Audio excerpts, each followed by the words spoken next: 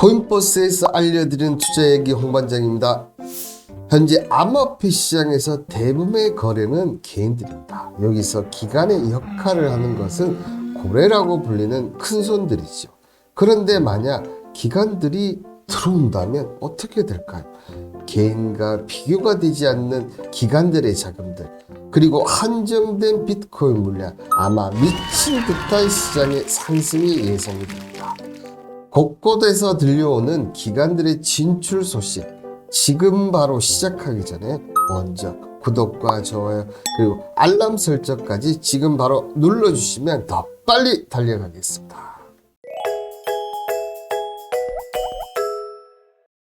나스닥은 21일 공식 홈페이지를 통해 나스닥 디지털 어셋은 투자자들의 암호화폐의 안전한 보관을 보증할 수 있는 기관 투자자용 솔루션이라고 설명했다. 또한 현재로서는 암호화폐 거래소 출범 계획이 없으나 규제 프레임워크와 시장 상황에 따른 가능성 검토에 나설 것이라고 밝혔습니다.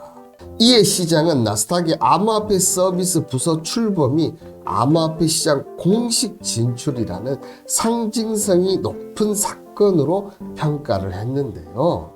나스닥 디지털 어셋은 암호화폐 거래소 제민의 전 글로벌 총책임자 아이라 아우어바흐를 총괄로 임명, 기관 투자자들에게 비트코인과 이더리움 보관 서비스를 우선 제공할 방침이라고 합니다.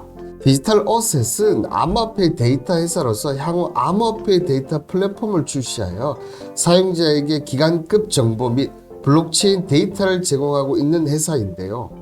미국 자산운용사 모건 크릭 디지털 에셋과 같은 업계로부터 자금 조달을 한 바가 있는데, 모건 크릭 디지털 에셋의 주요 투자자는 바로 연기금입니다.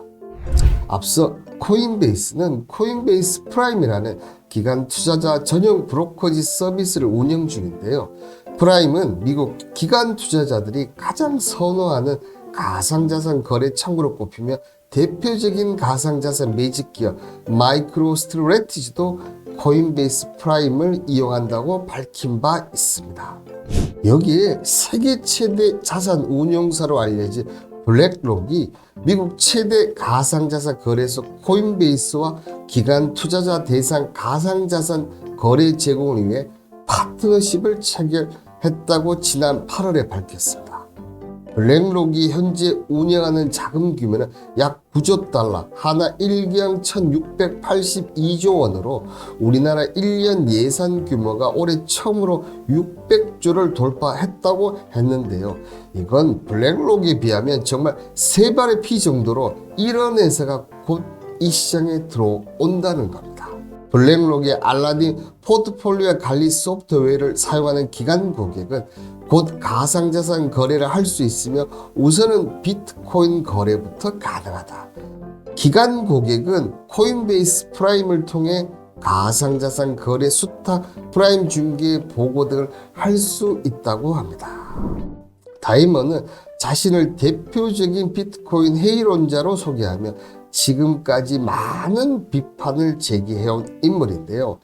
20일 포춘에 따르면 다이머는 비트코인은 탈중앙대 폰지 사기와 다를 게 없다면서 가치가 전혀 없는 상품에 투자자들이 몰리면서 위험만 증가하고 있다라고 전했습니다.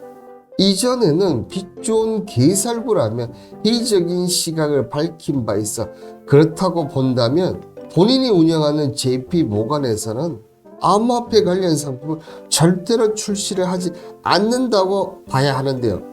그런데 말입니다. JP모건은 지난해 고객들의 요구에 따라 암호화폐 관련 상품을 출시한 뒤 판매를 이어가고 있고, 올해 2월에는 월가 은행 가운데 최초로 메타버스 분야에 진출하며 블록체인 기술 도입을 선도하고 있습니다.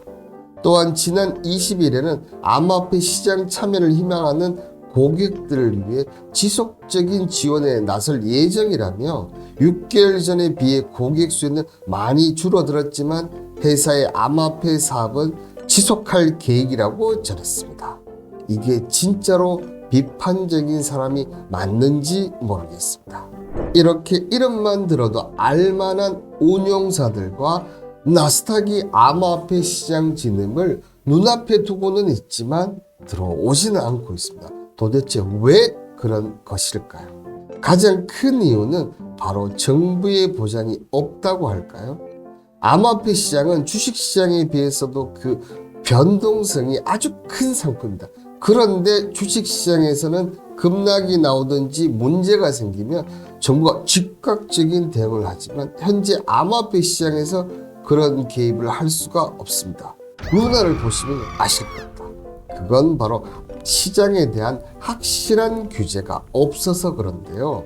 암호화폐 시장에서 기관들이 염려하는 부분 중에서 하나가 불법 자금 세탁이나 거래소 해킹일 겁니다. 만약 주식시장에서 이런 사태가 발생하면 정부에서 권력이나 자금을 써서라도 해결을 하겠지만 암호화폐 시장에서는 아직까지는 불가능하다 보니 강력한 규제안이 나와서 제도권 안으로 들어가는 것이 보이면 바로 기관들이 들어올 것으로 예상이 됩니다. 이에 코인데스크에 따르면 EU 의회 경제위원회 스테판 베르그 위원장은 4주에서 6주 내로 작업이 완료될 것이다. 현재 하루 8시간씩 작업하고 있다. 6주 안에는 암호화폐 규제안 미카에 대한 발표 준비를 끝내야 한다고 생각하고 있다라고 밝혔습니다. 한편 IMF 통화 및 자본시장국 부국장인 아디티아 나레인이 기고 논평을 통해 일본, 미국, 유럽 영업들이 암호화폐 관련 규정을 구축하고 있다라고 밝혔는데요. 현재 속도를 보면 연내에 각국의 암호화폐 규제안이 올해 안에 나올 것으로 예측이 됩니다. 그렇게 되면 기관들의 시장 진입은 구분응선은 넘었다고 봐야 할 겁니다. 여기에 기관들이 확실하게 들어오게 하는 방법이 있습니다. 미국 증권거래위원회가 비트코인 현물 기반 ETF 상품 출시를 줄곧 반대하고 있습니다. SEC는 투명성과 규제 접근성을 근거로 BTC 현물 ETF 출시를 반대하고 있는데요.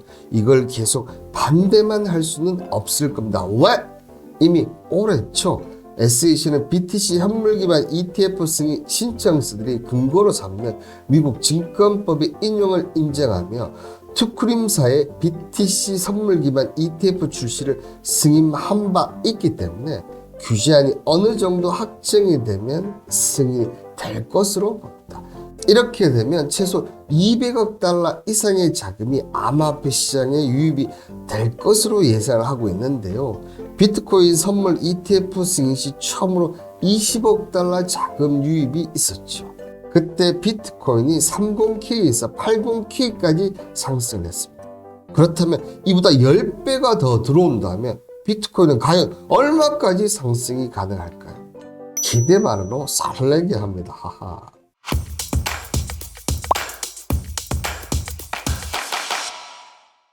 그럼 투자자들의 입장에서 생각해 보신다면 기관들의 유입이 예정이 되어 있고 규제안이 나오면 상품의 안정성도 높아지고 여기 비트코인 현물 ETF 승인 시 막대한 자금까지 들어오는 암호화폐 시장, 비트코인이 현재 80K에서 27K까지 내려온 상태로 가격에 대한 부담감도 없는 시점입니다.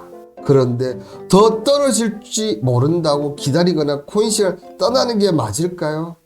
부자가 되고 싶다면 지금 홍반장의 방송을 보고 결정하세요. 망설이면 그만큼 부자와는 거리가 멀어지실 겁니다. 오늘은 곳곳에서 들려오는 암호화폐 시장의 기관들의 유입 소식에 대해서 투자 이야기를 해드렸습니다. 너무나 확실하게 얘기를 드려서 불안하셨던 분들도 아마 마음이 편안하실 겁니다. 남들과 똑같은 방법으로는 절대 돈을 벌 수가 없습니다. 올바른 역발상 꼭 기억하시고 항상 바른 투자를 위해서 달려가는 코인버스, 지금까지 코인버스에서 홍반장이었습니다. 풍성한 댓글은 저를 춤추게 만듭니다. 감사합니다.